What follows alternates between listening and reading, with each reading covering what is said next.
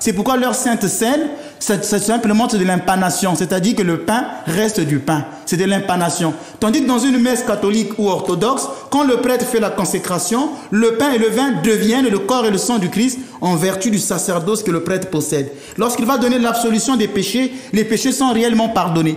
Mais quand un protestant va prier pour le pardon des péchés d'un frère ou d'une sœur, ça dépend si le péché n'est pas mortel, il ne pourra pas être pardonné parce que cette personne n'a pas reçu l'absolution des mains d'un prêtre. Donc il ne faut pas confondre le prêtre au pasteur. Le prêtre est un pasteur, mais le pasteur n'est pas un prêtre. Bien.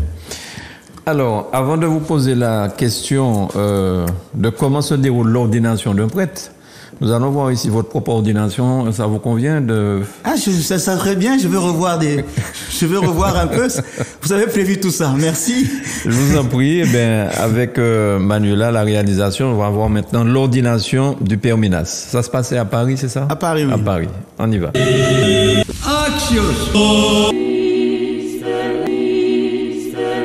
Voilà, donc nous avons assisté à votre ordination. On peut dire la chirotonie.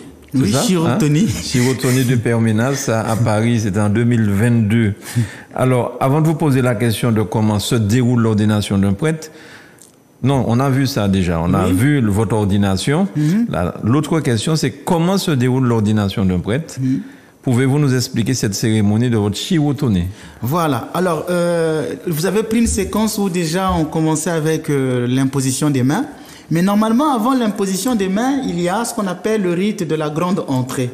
C'est à partir de là que vraiment tout va commencer. Quand on chante l'hymne de chérubin, l'évêque va prendre un tissu qui est souvent posé sur les seins, donc on appelle l'aère. L'aère, c'est un tissu qui symbolise le souffle de l'esprit. D'ailleurs, le prêtre à l'autel l'agite sur les seins dents. Et quand c'est un évêque qui célèbre, on l'agite au-dessus de sa tête.